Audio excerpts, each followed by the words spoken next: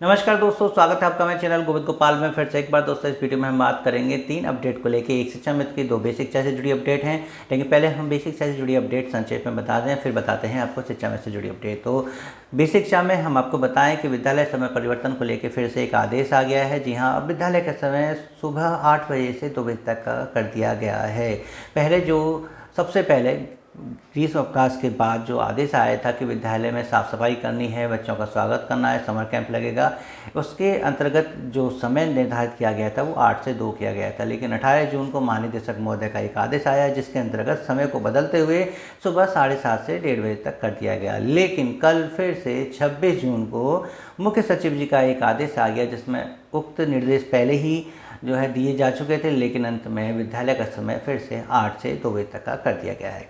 तो अध्यापकों में थोड़ी असमंजस की स्थिति है कि एक ही सप्ताह में विद्यालय का समय 2 बार बदला गया है। शायद मौसम परिवर्तन की वजह से ये आदेश दिया गया है कि अब विद्यालय 8 से 2 ही खुलेगा।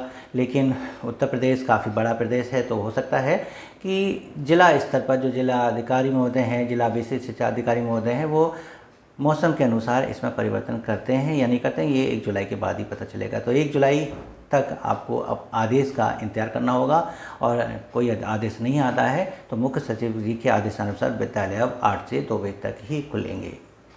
दूसरी अपडेट बेसिक शिक्षा से जुड़ी बहुत अच्छी खबर कि टीचर्स का अब समायोजन या स्थानांतरण हो सकेगा, जिसका आदेश आ चुका है। दिशा निर्देश सारे दिए जा चुके हैं, और समायोजन या स्थानांतरण जो भी है उससे संबंधित दिशा निर्देशों में कुछ बिंदु तो पुराने ही हैं, कुछ नए हैं, कुछ नया तरीका है, कुछ सॉफ्टवेयर के माध्यम से इसमें स्थानांतरण समायोजन करने की बात कही गई है। तो अगर आपने वो आदेश नहीं पढ़ा है तो आप विस्तृत आदेश विभागीय व्हाट्सएप ग्रुप पर पढ़ सकते हैं। संक्षेप में हम बता दें आपको कि ग्रामीण क्षेत्र से ग्रामीण क्षेत्र में होगा, नगर क्षेत्र से नगर क्षेत्र में समायोजन स्थानांतरण होगा।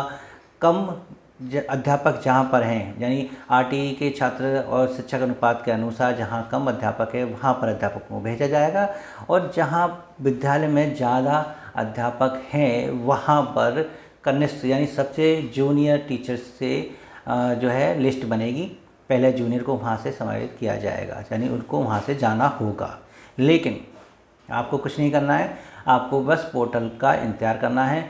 पोर्टल पर एक लिस्ट जारी होगी जिसमें ये आरटीई के नियम के अनुसार सत्र 2023-24 में 31 मार्च 2023 को 31 मार्च 2024 को जो छात्र संख्या होगी उसके अनुसार आप चिन्हित किए जाएंगे। यदि आप अतिरिक्त अध्यापक में आते हैं तो आपके नाम के आगे अतिरिक्त अध्यापक लिखा आएगा पोर्टल पर, और इसका मतलब ये है कि अब आपको इस विद्यालय से जाना होगा और ऑनलाइन यानी आवेदन आपको भरना होगा। एक ऑनलाइन होगा, उसका ऑफलाइन कागज़ तैयार करने होंगे जो बीएससी ऑफिस में जमा करने होंगे, उनको प्रमाणित भी करना होगा। ऑनलाइन आवेदन में आपको 25 विद्यालयों का विकल्प भरना होगा। 25 विद्यालयों का विकल्प बहुत है, वो आपको मिलेगा। और ये भी ध्यान रखना है कि इसमें शिक्षा मित्र इंक्लूड नहीं है, शिक्षा मित्रों को इसमें शामिल नहीं किया गया। तो ऐसे विद्यालय जहाँ पर एकल शिक्षा मित्र हैं वहाँ पर एक अध्यापक या 2 अध्यापकों की नियुक्ति भी अनिवार्य होगी, वहाँ भी उनका स्थानांतरण या समायोजन किया जाएगा शिक्षकों का। ऐसे विद्यालय जहाँ पर पहले से ही शिक्षक कम है वहाँ से किसी भी शिक्षक का समायोजन या स्थानांतरण नहीं हो सकता है। आवेदन ऑफलाइन नहीं मान्य है, पहले आपको ऑनलाइन करना होगा और फिर उसकी जो है डॉक्यूमेंट्स की का फाइल बना के बीएससी ऑफिस में जमा करनी है। तो समायोजन के निर्देश आ चुके, काफ़ी दिनों बाद इसका जो आदेश जारी हुआ है। कई सालों से शिक्षक इसका इंतजार कर रहे थे। तो ये अंतर जनपदीय स्थानांतरण समायोजन नीति है जो जिले के अंदर ही ब्लॉक से ब्लॉक या ब्लॉक के अंदर ही समायोजन या ट्रांसफ़र किए जाएंगे।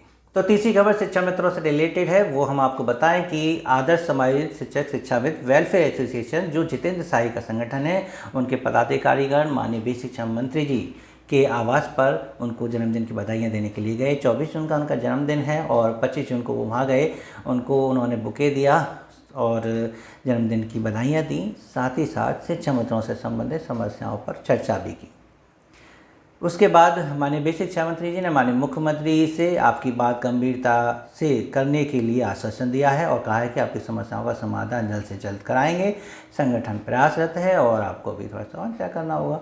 तो ये अपडेट जितेंद्र शाही जी संगठन की तरफ से थी, लेकिन उस संदेश में, उस पोस्ट में कहीं भी कमेटी के बारे में नहीं लिखा है। क्या जितेंद्र साय जी का जो संगठन है वो कमेटी के बारे में माननीय शिक्षा मंत्री से बात नहीं करता या नहीं की है, क्योंकि उसमें ऐसा कोई भी जिक्र नहीं किया गया है।